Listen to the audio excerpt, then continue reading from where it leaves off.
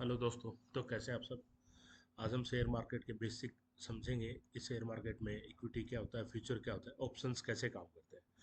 Actually पूरा share market कैसे काम करता है, हम कैसे इसमें काम कर सकते हैं, कौन सी चीज़ हमारे लिए अच्छी है, हमें एज ए बिगिनर हमें क्या कहाँ से शुरुआत करनी चाहिए, ये सारा आज हम समझेंगे कि शेयर मार्केट कैसे काम करता है। शेयर मार्केट जैसे आप ऐसे समझो, जैसे हम सुपर मार्केट होता है हमारे शहर में, या सब्जी मंडी होती है जहाँ पर अलग अलग फल मिल रहे होते हैं, अलग अलग सब्जियां मिल रही होती हैं। जैसे सुपर मार्केट होता है, सुपर मार्केट में कहीं कपड़े मिल रहे हैं, जूते मिल रहे हैं।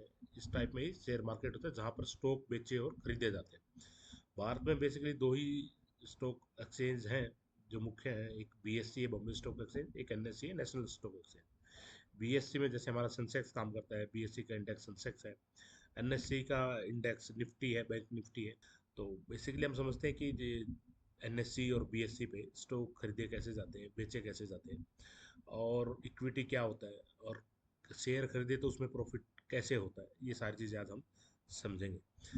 शेयर मार्केट में इक्विटी को हम समझते हैं। इक्विटी का मतलब है कि आपने किसी कंपनी के शेयर खरीदे हैं, और इक्विटी में आप शेयर खरीदते ही आप उस कंपनी के पार्टनर या हिस्सेदार बन जाते हो।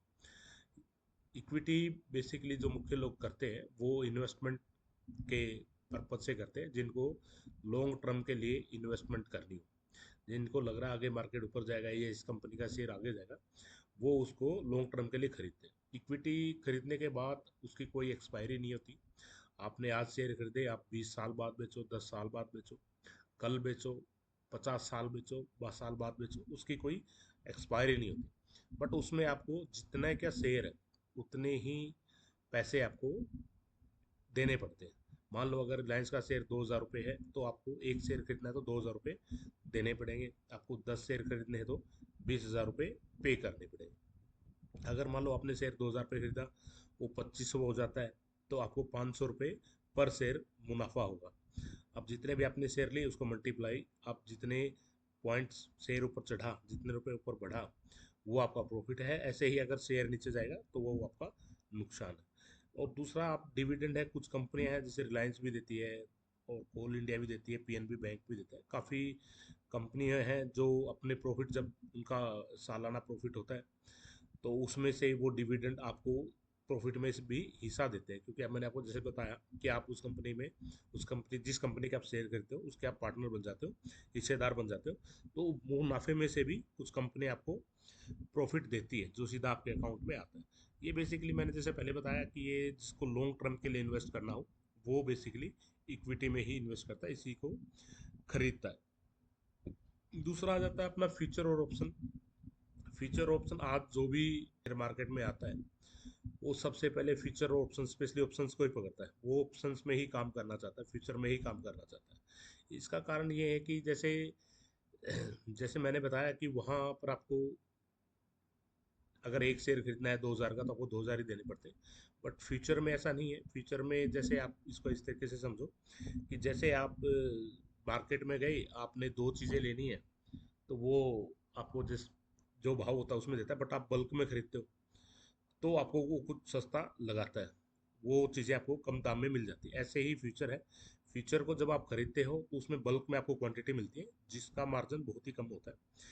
तो वो भी मैं आपको बताऊंगा। बेसिकली फ्यूचर फ्यूचर है की जरूरत क्यों है। फ्यूचर लोग जो जिन्होंने लॉन्ग टर्म के लिए इन्वेस्टमेंट किया हुआ है, जब उनको लगता है कि आज यहाँ से कुछ मार्केट में न्यूज़ है, कुछ गलत न्यूज़ है या खराब न्यूज़ है जिसके कारण मार्केट नीचे जाएगी, तो वो वहाँ से फ्यूचर से अपनी पोजीशन को हेज कर लेते हैं, जिससे फ्यूचर को सेल कर देते हैं।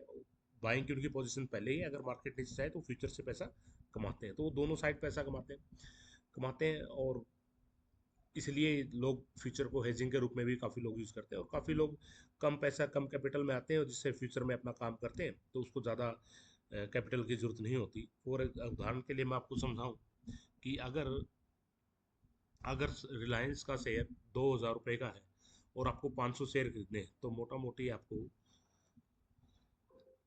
आज के दिन मानो रिलायंस का शेयर 1,380 रुपये है और आपको 500 शेयर खरीदने हैं, तो 1,380 मल्टीप्लाई 500, तो आपको 6,90,000 रुपये पे करने पड़ेंगे रिलायंस के 500 शेयर खरीदने के लिए। लेकिन अगर आप इसका फ्यूचर बाय करते हो, जैसे रिलायंस का 28 अक्टूबर का मैं फ्यूचर बाय करता हूँ, तो मुझे कितने पैसे पे करने पड़ेंगे? तो मुझे 1,21,000, ऑलमोस्ट 1,25,000 के आसपास पे करने पड़ेंगे, और उसमें मुझे क्वांटिटी मिलेगी 500। मतलब एक एक 500 अगर आप इक्विटी में बाय करते हो तो आपको 6,90,000 रुपये पे करने पड़ेंगे। वहीं आप इसका फ्यूचर बाय कर लेते हो तो आपको 1,25,000 के आसपास आपको पे करने पड़ेंगे। तो ये आप, इसलिए लोग कम कैपिटल में ज़्यादा मुनाफा कमाने के लिए फ्यूचर को बाय करते हैं।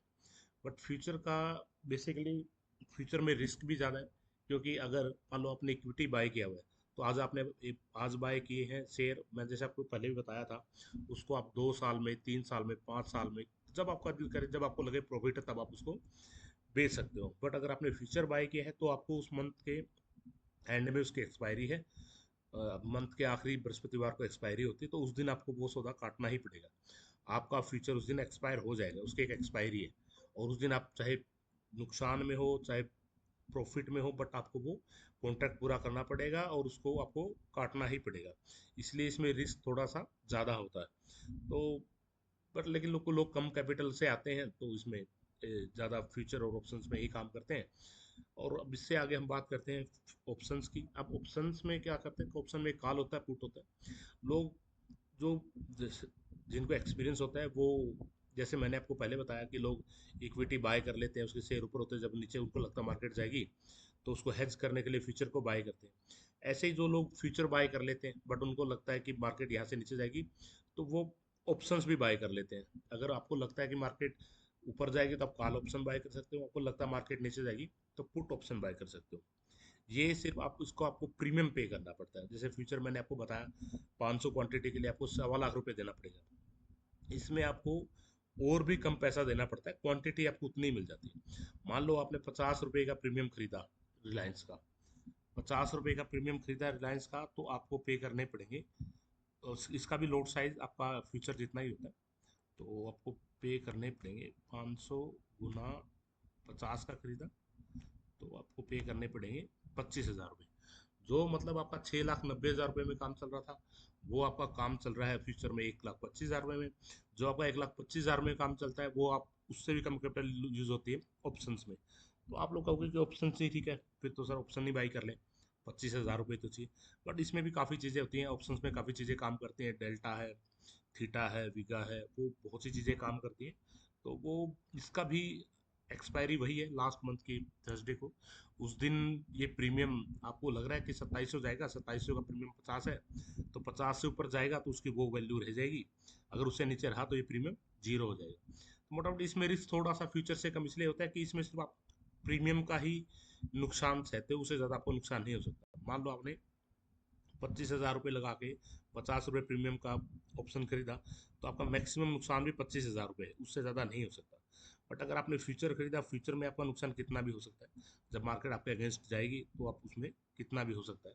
तो अब ऑप्शन भी, काफ़ी लोग ऑप्शन बाइंग करते हैं, कोई ऑप्शन सेलिंग करता है। सेलिंग बाइंग क्या होता है, ऑप्शंस में थीटा वीगा डेल्टा क्या होता है, इन बारे में सब हम आगे बात करेंगे। तो अभी अगर आप लोग बिगिनर्स हैं तो मैं आपको यही सजेस्ट करूंगा कि आप पहले सीखो मार्केट को, अच्छे से मार्केट में काम करो, पहले उसका चार्ट पैटर्न, ठीक है, उसका